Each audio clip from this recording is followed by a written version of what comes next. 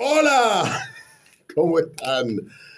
Bienvenidos todos a lo que es ya casi el final del mes de junio, el mes del verano, mes del orgullo gay. Bueno, un mes del orgullo gay bastante golpeado, un mes del orgullo donde le han dado con todo. La Federación Internacional de Natación le dio en la psiquitrilla a, a los transexuales en la natación en Estados Unidos, sobre todo, que es el país donde más escándalo ha habido por la inclusión de un hombre en la competencia de la NCAA, que es como la federación que agrupa o sí que agrupa a las universidades, a las competencias universitarias deportivas que van, me imagino que en todas las disciplinas, incluyendo la natación. En Estados Unidos, también el batacazo que le dio el pasado viernes la Suprema Corte de Justicia a los abortistas que por lo general andan de la mano con estos colectivos, etcétera, etcétera, etcétera. Junio es un mes complicado, un mes donde le ha ido mal a todo el mundo que ha pretendido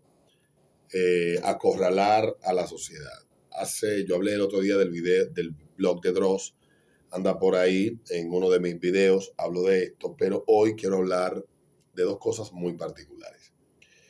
La primera, hace unos días estaba yo viendo videos en TikTok, aclarando que TikTok para mí es una fuente de donde consigo mucha información y actualidad y actualización, muy al contrario de lo que piensa la gente. El algoritmo por lo general te muestra lo que tú ves, o sea, lo que tú sigues y lo que le das like. Y va creando como un perfil a partir de eso. Otras veces el algoritmo no es tan algoritmo y lo que pretende es dirigirte o direccionarte hacia un tipo de contenido para que tú te enganches con él. Pero eso le pasa a la mente más incauta. A mí no es que no me pase tanto, pero no tan a menudo. Y en el caso de, hay una cuenta que sigo de un mexicano que hace unas reflexiones muy profundas sobre temas bastante particulares que esta semana, bueno, viernes pasado, el pana pues hablaba de, ni siquiera refutando, estaba compartiendo una reflexión sobre un pana que decía que la cuenta se llama Guerrero de las Ideas, guerrero.de.las.ideas. Es una cuenta bastante interesante. También él tiene otra cuenta que es @guerrero777. No estoy de acuerdo en todo lo que él plantea, obviamente, pero sí puedo decir que en 2 minutos hace resúmenes y reflexiones bastante interesantes, muy edificantes. Entonces, el, el asunto es que en este video le está refutando lo de la imagen de a un pana con la imagen, no refutando, sino tratando de explicar que hay discusiones digitales, que hay discusiones en las redes que se dan, que son totalmente estériles. Y la mayoría de discusiones, a menos que sean con el ánimo de tú escuchar a tu interlocutor y de tú reconocerle a este interlocutor algún tipo de habilidad, conocimiento especial en el cual te puede aportar algún tipo de nuevo conocimiento, si no existe de entrada la intención de escucharse, la intención de poder establecer comunicación, eh, no se va a dar. No va a haber comunicación. Con los fanáticos no se discute. Y en este video, este pana cuenta la fábula del tigre, el burro y el león. Me llamó mucho la atención, tal vez otras personas la conocían, yo no la conocía, porque a veces la gente asume que porque uno habla mucho, sabe mucho, y a veces uno habla mucho de lo poco que sabe, o habla con mucha pasión y le dedica mucho tiempo al poco conocimiento que uno ha podido acumular. Y creo que es mi caso. Tal vez me apasionan los temas que toco, conozco muchos de ellos, les dedico tiempo, pero no soy un gran conocedor, por ejemplo, de literatura.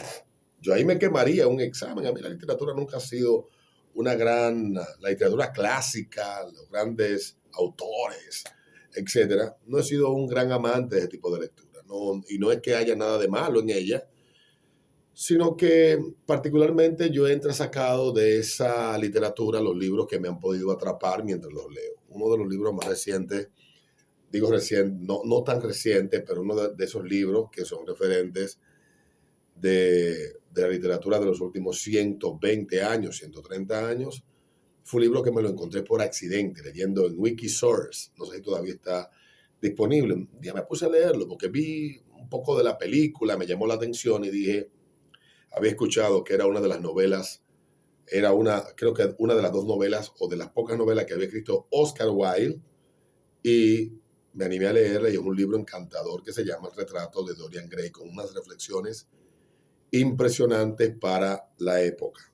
Si uno se ha leído a Kafka, uno se ha leído a algunos libros de esos grandes autores que andan por ahí.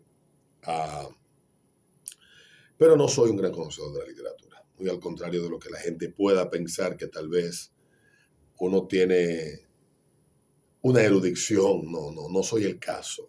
Lo que sí me gustan, hay temas que me gustan y profundizo en ellos. La literatura nunca ha sido uno de esos temas que me ha cautivado.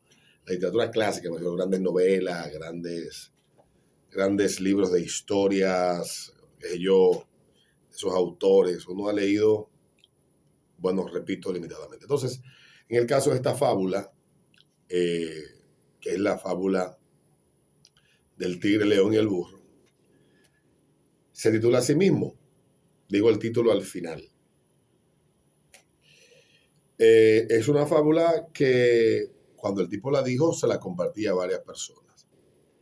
El burro le dijo al tigre, el pasto es azul. El tigre respondió, no, el pasto es verde. La discusión se calentó y los dos decidieron someterlo a un arbitraje. Y para ello, concurrieron ante el león, el rey de la selva. Ya antes de llegar al claro del bosque, donde el león estaba sentado en su trono, el burro empezó a gritar, Su Alteza, ¿es cierto que el pasto es azul? El león respondió, cierto, el pasto es azul. El burro se apresuró y continuó. El tigre no está de acuerdo conmigo y me contradice y molesta. Por favor, castígalo. El rey entonces declaró, el tigre será castigado con 5 años de silencio.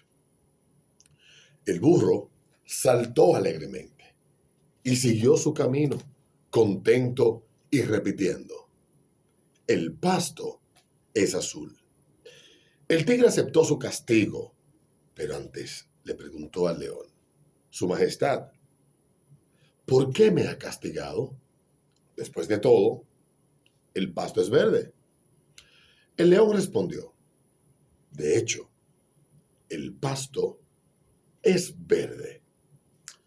El tigre preguntó, entonces, ¿por qué me castigas?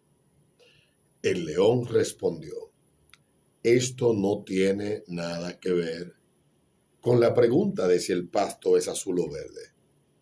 El castigo se debe a que no es posible que una criatura valiente e inteligente como tú pierda tu tiempo discutiendo con un burro y encima venga a molestarme a mí con esa pregunta. La moraleja de la fábula, que también está explicada acá, la peor pérdida de tiempo es discutir con el necio y el fanático al que no le importa la verdad o la realidad, sino solo la victoria de sus creencias e ilusiones. Jamás pierdas tiempo en discusiones que no tienen sentido. Hay personas que por mucha evidencia y pruebas que le presentemos, no están en la capacidad de comprender. Y otras están cegadas por el ego, el odio y el resentimiento. Y lo único que desean es tener la razón, aunque no la tengan. No discutas con burros, porque cuando la ignorancia grita, la inteligencia calla. Tu paz y tu tranquilidad valen más. Y yo entendí oportuno en el día de hoy comentar esto de la fábula, porque nos estamos acercando a días electoreros. Y si hubo algo que me traumatizó de la campaña de 2020, de la campaña de pre-campaña y la campaña del año 2020, fue el nivel de irraciocinio que se exhibió, sobre todo en medios de comunicación y en redes sociales. Miren que las redes sociales vienen siendo un instrumento de condicionamiento de la opinión pública que ha ido ganando más espacios cada elección tras otra. Desde el año 2008 en adelante empezó a tomar mucho protagonismo esta herramienta. Pudiéramos decir que el primer gran experimento se dio en el año 2010, ya en el 2012 vimos el uso que se le dio y a partir de ahí en adelante, en el 2016, 2020, pues fue girando en un sentido que se ha convertido prácticamente en un campo donde la verdad es la primera en morir y lo único que vemos son fanáticos arrancarse los ojos, donde no se da un diálogo y donde nadie convence a nadie con nada de lo que exhibe. ¿Por qué? La única herramienta válida para batallar en ese campo de batalla es la mentira, la pasión desbordada y es el acoso. Ayer hacía una reflexión sobre lo que ha pasado con los seguidores de Leonel Fernández. Leonel Fernández es sin dudas uno de los políticos más importantes de los últimos 50 años en la República Dominicana. Presidente 3 veces, encabezó un gobierno que se convirtió en el fin de una era, en el fin de la era de Balaguer. Balaguer gobernó 22 años de manera interrumpida, con 8 años de por medio que fueron ocupados por el PRD entre el 78 y el año 86. Leonel significó el inicio de una nueva generación de políticos que llegaban al poder. Vamos a decir, entre comillas, nuevos, pero la mayoría de ellos nunca habían tenido experiencia en el Estado. Leonel tiene casi 30 años de haber gobernado por primera vez la República Dominicana. Se le reconoce como uno de los intelectuales más completos del país, catedrático universitario, intelectual, un gran disertador, un hombre con una profundísima cultura general, conocedor de muchos temas, dentro de ellos comunicación y economía. Es un hombre brillante. Pero pareciera que los hombres con las características de Leonel, que han gobernado mucho, que tienen mucho carisma, que representan opción de poder, de alguna manera van quedando rodeados por un círculo que los secuestra y los abstrae de la realidad, los aparta de la realidad. Y en el caso del líder, como muchos lo llaman, a mí me cae muy simpático Leonel, el Leonel que he descrito. Con el político tengo profundísimas diferencias. Primero porque Leonel se ha asociado con lo peor de la región y, en mi opinión, obviamente, y en República Dominicana hay muchas cuestiones, muchas cuestionantes que podemos hacerle en el ámbito político. Y para los de mi generación, que simpatizábamos con Peña Gómez, representa el que le dio el batacazo a Peña en el año 96. Y en eso soy honesto. Pero cuando tratas tú de dialogar con estas personas de manera fría y de plantearle de que las realidades del año 2022 para un político con todas las herramientas que tiene Leonel Fernández no son las mismas que tuvo en el 2000, en el 1996 o en el 2004, y si quieres hasta en el 2008, cuando ganó la reelección de ese año, que todo eso ha cambiado, que el país es otro, que hay una generación que creció viéndolo a él, que lo ve anquilosado, lo ve siendo parte del pasado. Por muy brillante que sea, hay una generación que no conecta emocionalmente con el líder, como le llaman sus seguidores. Pero cuando dices eso, un análisis frío, honesto, sin ánimo de descalificar a Leonel Fernández, que reitero es un hombre brillante y uno de los más importantes políticos de los últimos 50 años en República Dominicana, te caen como burros salvajes a atacarte, a desafiar y a decir que no tienes razón en lo que planteas. Es una reflexión. Ni siquiera busca descalificar a Leonel Fernández como político. Más bien busca que su círculo despierte y que trate de encontrar el camino de que la gente entienda y logre la sintonía con aquellos que no le comprenden. No ha sido uno ni dos los casos de políticos que, entendido el paso de su tiempo, han logrado resintonizar con un electorado que le abandonó y que le apoyaba y sintonizar con un electorado que no le conocía o que no tenía ningún vínculo emocional o interés político en sus ideas.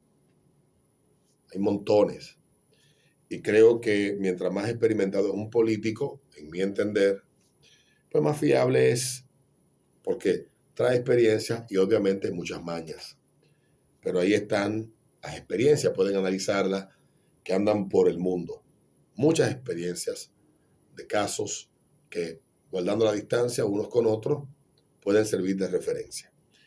Entonces, ponerse a discutir, meterse en estos dimes y diretes es un lío en el que honestamente yo no le recomiendo a nadie que lo haga. Cada quien, desde su trinchera, que defienda la idea que entiende es la mejor, el bando que entiende que es el mejor, y como dije en el 2020, en aquella disputa, aquí no se trata una disputa de buenos y malos como los políticos nos han hecho entender. Aquí se trata de quién tiene las mejores ideas, las propuestas más claras y las propuestas más factibles. ¿Cuáles son las que se pueden realizar, las que se pueden llevar a la realidad y que tomemos la decisión que mejor nos convenga, partiendo de ti como individuo y sintonizando tú con una mayoría que pueda sentir la misma identificación que tú con esas propuestas y con esas ideas. Pero no se nos vende y se nos venden ideas como si fueran una competencia de pelota, y se nos presentan a los políticos como si se tratase de una película de héroes y villanos. Y tienen que entender lo que ven la política, deben de aprender y deben de reflexionar que esto no es una cuestión de buenos y malos hombres. Los hay, créanmelo, los hay. Y hay buenas y malas ideas, las hay, ciertamente. Pero no es tan sencillo como pintar de blanco y negro el debate. Llevar al maniqueísmo extremo los debates es lo que peor daño nos puede hacer. Pero perder el tiempo con burros, discutiendo y desafiándonos en las redes sociales, no nos va a llevar a ningún lado que no sea estrés, cansancio intelectual, agotamiento y aburrimiento. Ya para cerrar, ayer el gobierno de la República Dominicana sacó, cada vez que se le arma un lío a Abinader, recurre a a la herramienta que tiene para apagar los fuegos que se le arman al presidente, su Ministerio Público Independiente y los temas de corrupción del gobierno pasado, los temas de supuesta corrupción o los señalamientos de corrupción. Llámalo como tú quieras. Pues ayer la Cámara de Cuentas dio a conocer un informe que señala, déjame ver, está aquí, según este informe, bueno, lo mandaron para el culo, fue en los periódicos. Tiene que revisar el Ministerio Público Independiente, que no le están poniendo las cosas donde ellos quieren que se las pongan. Esto está Ay, pero Dios mío. Pero fue para el final que lo mandaron del periódico. Yo creo que. Ajá. Lo pusieron en la página 24. Pues dime, del listín diario. De el supuesto manejo irregular en la gestión de Jan Alain. Eso es otra discusión estéril. Pero esto sale oportunamente ayer porque hace un par de días la revista Bloomberg dio a conocer la información que el presidente Abinader es el presidente más rico de América Latina, con una fortuna de 76 millones de dólares. El presidente dominicano encabeza la lista de los líderes de Estado con mayor patrimonio declarado en América Latina. Sus posesiones van desde residencias valoradas en más de $1 millón hasta inversiones en las Islas Vírgenes Británicas. Bueno, esas inversiones son un fideicomiso, unos cuartos puestos en un paraíso fiscal. Ellos construyeron un registro en Bloomberg del patrimonio declarado ante las autoridades de los mandatarios de la región y hasta el 2020, cuando tomó el cargo, Luis Abinader contaba con activos por $76.156.866 a la tasa del día. Luis Abinader es economista con una amplia trayectoria empresarial, cuenta con estudios en finanzas corporativas, ingeniería financiera en la Universidad de Harvard, gerencia avanzada en Dartmouth College de New Hampshire. Aproximadamente el 73% de la fortuna de Abinader está en inversiones en Islas Vírgenes Británicas y en Panamá. Dos paraísos fiscales. 55 millones y también cuenta con inversiones en República Dominicana por 614 millones, equivalentes a 11.1 millones de dólares. Dentro de su patrimonio cuenta con 393 millones heredados de su padre, el político y empresario José Rafael Abinader Wassaf, y 3.2 millones sucedido de su suegro Elías Arbaje Faraj. Además posee dos jipetas, bla, bla, bla, etc. Eso dice el artículo. Pero este tema estaba siendo muy manoseado en las redes sociales y manoseado en algunos medios de comunicación con cierto morbo. Toda esa información la conocemos de 2020.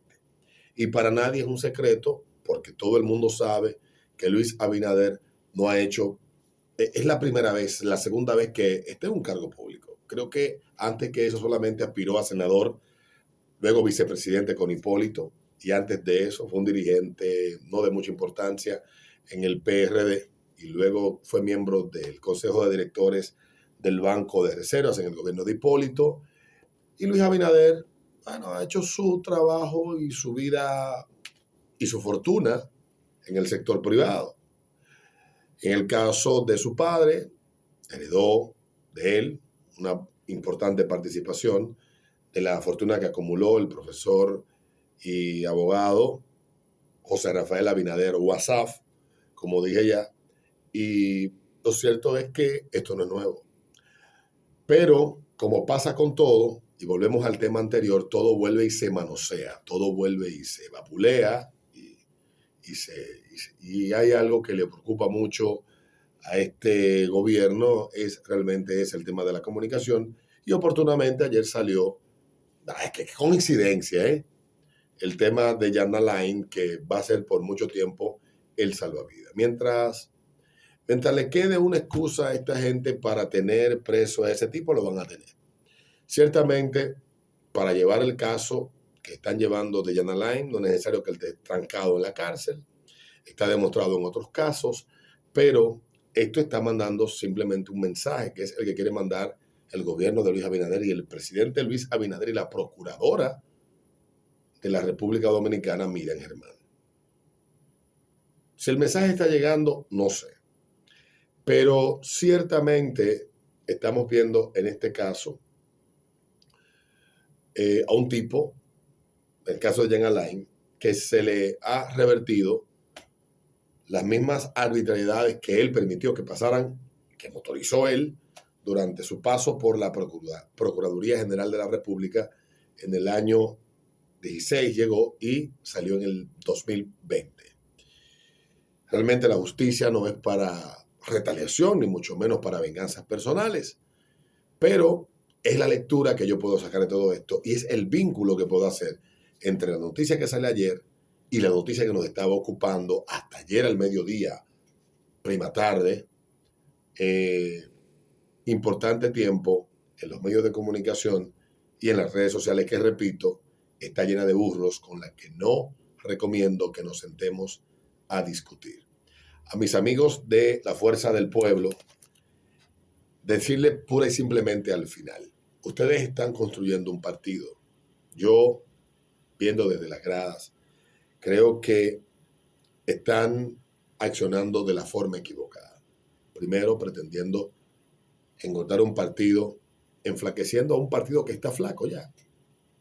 Porque el PLD salió del poder porque la gente no lo quería. Entonces, el partido más importante que tiene la República Dominicana hoy en día se llama No sé, aún no me decido, o estoy indeciso, o no he tomado una decisión. Lo dicen todas las encuestas. Y ustedes no le están hablando a esa gente. Esa gente posiblemente no confía en el gobierno de hoy, y mucho menos confía en el PLD, de quien posiblemente muchos de ellos se hartaron y dejaron de votarle. Entonces, mi recomendación al final es: traten de construir un relato, un discurso, una narrativa que sirva de respuesta a esas personas que hoy están indecisas, pero que posiblemente, de encontrarse con un partido que se parezca a lo que ellos dejaron de votar y le dieron la espalda, no creo que tomen la decisión de apoyarle. Nos vemos en un próximo video.